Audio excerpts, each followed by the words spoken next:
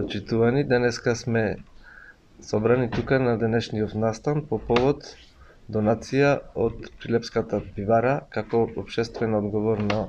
фирма, која за месецот ноември со акцијата 1 денар од секое испијано шише златен даб одлучи да донира во Прилепската болница на одделението за урологија најнеопходни инструменти. И во таа прилика сакаме да му се заблагодариме на директорот на Прилепската пивара, господин Сашко Самарџиевски,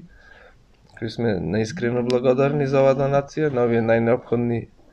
инструменти кои ќе помогнат при дијагностика и лекување на пациентите од урологија. Денеска Прилепска пиварница под рамките на кампањата Мовембар на здравје за машкото здравје реализираше донацијата за општата болница во Прилеп, одделението за урологија, донацијата во медицинска опрема во вредност од 600.000 денари. Оваа година Прилепска пиварница преку својот бренд Златен даб ја спроведе кампањата Мовембар за машко здравје и месецот ноември го посвети на глобалното движење за рана детекција и подигнување на свесноста и грижата за машкото здравје. Ноември стана символ за машко здравје во светски рамки и кај нас преку брендот Златен даб веќе неколку години е дел од нашата стратегија за општествена одговорност кој се фокусира на подигањето на свесноста за рана превенција на најчестите болести и заболувања кај мажите, но и на општото психофизичко здравје кај мажите. Годинава во духот на одбележувањето на 100 години од Прилепска пиварница одлучивме донацијата да ја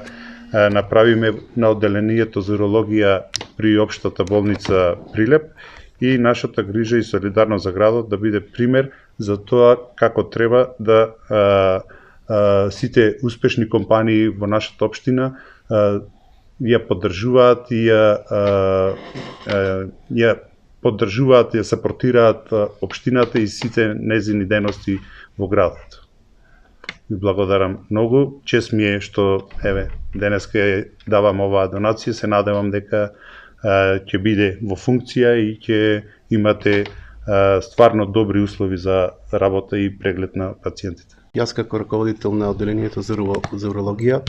изразувам огромна благодарност кон општествено одговорната компанија, односно организација Прилепска пивара, која што оваа година донираше 600.000 денари, со кои што најитно, односно најургентно набавивме 2 комплетни цистоскопи, односно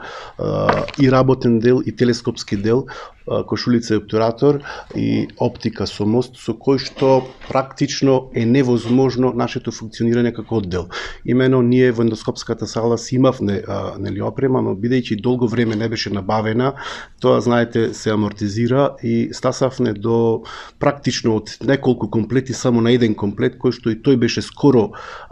дотраен, односно практично и не гледаше, така да постоеше и ризик да го прекиниме дијагностицирањето на основните урологски состојби, односно патолошки состојби кај нашите сограѓани, така да ова донација дојде, како да се изразам народски, како мевлемна рана, односно баш она кога ни беше скоро најпотребно. Јас и без да знаев дека ќе има можност да се донира од Прилепската пивара, баравме кај директорот и точно се склопија коцките, така да со овие 2 инструменти се надевам дека малку од малку ќе можеме да ја затераме работата на за комплетна дијагностика на најчестите уролошки заболувања кај машката популација. Инаку, кажа и господин Самарџиевски, ноември, како популарно го викаме новембер, веќе стана синоним за машки месец, посветен на машкото здравје и за подигање на свеста за превенција и рано откривање на болести кај машката популација, кои го намалуваат квалитетот на животот кај мажите. На глобално ниво, се повеќе мажи се под ризик од сериозни здравствени последици поради недоволната информираност за болестите, така да ноември беше во функција да ги поттикнеме мажите на практиката за почесто да посетуваат доктори, редовни превентивни прегледи кои можат да помогнат во рано дијагностицирање на болестите, а со тоа и овозможување на навремен третман. Со други зборови, кажано или сумарно, треба да се охрабрат пациентите, односно машката популација, според препораките на Светската здравствена организација, секој маж со наполнети 50 години задолжително да посети да направи преглед кај специјалист уролог. Почетната алка во здравството секогаш се колегите матични лекари кои што можат солидно да го спремат пациентот со земање на амнеза, пополнување на прашалник за симптомите, тоа се вика интернационален простатаскор симптом, испитување на тумор маркер, односно лабораториски анализи на ПСА, кое што ни е многу важно, и после тоа со тие две работи се упатува на уролог, каде што ние понатаму повторно земаме амнеза, правиме ехо на пациентот, го правиме дигиторектален преглед, значи како задолжителна алатка во триасот на диагностика на ова најчесто заболување бенигната простатична хиперплазија и решаваме на кој начин ќе го менаџираме пациентот, дали со активно следење, дали со фитотерапија, дали со медикаментозна терапија или ако има индикација ќе се решиме и на хирушко лекување. Така да, бенигната простатична хиперплазија е најчестото диагностицирано заболување кај возрастни мажи. Зачестеноста расти право пропорционално со возраста. Значи 40% од мажите на возраст меѓу 50 и 60 години страдаат од бенигна простатична хиперплазија, дури 60% на возраст од 60 до 70 години, а процентот високо расти над 75 години возраст. Или има една сентенца, секој би добил симптоми на бенигна простатична хиперплазија ако поживее доволно долго, значи над 90 години 100% е. Така да, она што го кажав, голем апел до нашите сограѓани од машката популација, значи масивно да ги прават контролите кај нас уролозите, бидејќи раното откривање е многу добра алка. Значи, колку побрзо се открие болеста, ние добро тоа го менаџираме понатаму и се во се, нели, во служба на рано откривање и детекција на простатичен карцином, кој за жал е пак едно многу агресивно заболување кое што многу често се, нели, може да се превиди, така да пак ќе се вратам, значи раната превенција се идентифицира со преглед кај уролог. Во моментот ние сме одсек за урологија кој што активно се спремаме да се регистрираме како одделение за урологија. За да се формира одделение за урологија треба и кадровска и просторна екипираност. Тоа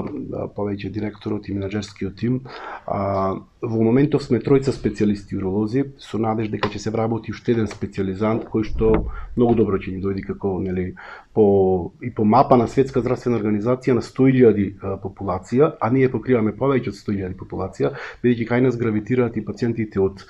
Брод, Македонски Брод, од Крушево и дел од Кавадарци и од Неготино. Не сакам да, нели, зборувам против колегите, меѓутоа има пациенти многу од Кавадарци што гравитираат кон нашето одделение, да речам. Значи, ако грубо обслужуваме 130.000 пациенти, и те како се потребни 4 уролози, што значи најавата дека ќе го вработиме колегата специјализант, ќе ни дојди пак, нели, добре дојдена ќе ни дојди. Овие исто така има и најава за други донации, тоа повеќе може да го прашате директорот, нешто преку министерство, да се заживее лапароскопијата во уролошката патологија, значи лапароскопското лекување на болестите, со поддршка на нашиот ценет ментор и учител и професор доктор Сашо Докчев, со кој што само 2024 година ќе замениме историската бројка од преку 40 операции направени во нашата болница, кој што ретко кој периферен центар може да се пофали со толкава бројка, бидејќи тоа се тешки диагнози кои што реално би требало да се работат на терциерно ниво, од типот на карциноми на простата, карциноми на бубрек, цистоцели, лапароскопски редукции на цисти на бубрези и така. Значи, за другата, нели, најавена донација од Министерството за здравство, која што го очекуваме, да, тоа ќе биде друга тема на разговор со директор. Рековте, како кажате значењето на овие апарати или овие институции што ги имате тука, ако ги немате, што се случува со пациентите? Значи, работевме со еден единствен цистоскоп, страм ми е да кажам, али таква е состојбата, со еден единствен цистоскоп комплетен, тоа значи кошулица, оптика и телескоп, кој што и тој телескоп беше, да кажам, пола не гледаше, значи ние го викаме со дамка, тоа се внатре мат, што вика колегата, значи и бевте принудени. Значи постоеше можност или да промашиме во диагностиката. Знаете, ако гледате со половична оптика, многу е голема шансата да не видите некој мало туморче во мочемир и последно ќе му кажеш јас прекинувам да диагностицирам и тоа е срамота и жалосно за основни диагностички методи па да ги праќаме во Скопје на клиника како што и некои помали центри на пример да не цитирам од државата, и за основни диагностички методи праќаат на клиника. Таа работа како клиничарите ги диагностицираат сите пациенти од цела држава. Едно прашање поврзано со ова што кажате за машкото здравје, колку прилепчани или мажите прилепчани се прегледуваат? Има ли некаков напредок превентивно да прават прегледи? Почнува да се освестуваат дека треба да... И колкава е бројката на луѓе кои што имаат проблеми со машкото здравје, дали имате сознание? Значи вака, ние како уролози прегледуваме и мажи и жени. Народот мисли дека уролозите се лекари само за мажи, но тоа не е точно, бидејќи жените имаат и бубрези, имаат и мочен меур, имаат и тие симптоми. Меѓутоа, грубо земено, да се изразам, 50 до 60% од прегледаните се вистински мажи, односно 50, секој е втор упат кон урологија е со основната диагноза бенигна простатична хиперплазија. Значи, машката популација во Прилеп се прегледува, меѓутоа, сепак мислам дека има еден, не знам како да се изразам, можеби страв, можеби реален страв, односно нереален страв, зашто би имале страв. Табу е се уште. Табу е. Некоја традиција имаме, маш не сме да види боли, ни да оди по доктори, да ме. Не, посебно за овие работи, малце и табу тема. Малце табу тема, има напредок, меѓутоа не она може би ке помладиве по-отворено. Сепак мислам дека и кај колегите матични лекари има некој министерство цели кои што треба да ги исполнуваат, тоа многу ни помага бидејќи и пациентот да не сака, тогаш матичните ги повикуваат, односно за да ги оправдаат средствата кон фондот, мораат не само да туку мораат да му кажат дека мора да појдеш, да ги поттикнат да се по 600 и 700 пациенти. Бројката, јас сум овде од 2007, значи се движи горе-долу, тука е 700 до 720 прегледани пациенти на месечно ниво, што е стварно голем број. Заминавме преку 200 ендоскопски, ове што ги кажувам, диагностики, цистоскопии и сонди, а исто така и оперативата за прв пат во овие 17 години ќе биде на повисок начин, зголемен бројот на операциите, а особено ова што спомнав, овие потешките операции кои што реално би требало да се работат на терциерно ниво, но со помош несебична на професорот доктор Сашо Докчев, кој што ние на двајцата и ментор и учител и пријател, бројката ќе стаса околу 40 заклучно до 27 декември за нешто што се случуваше од 8 до 10 годишно од предходните речиме година-две. Значи годинава околу 40 операции имаме се направено во нашава болница. Направени, сработени, менторство и помош на професорот Докчев.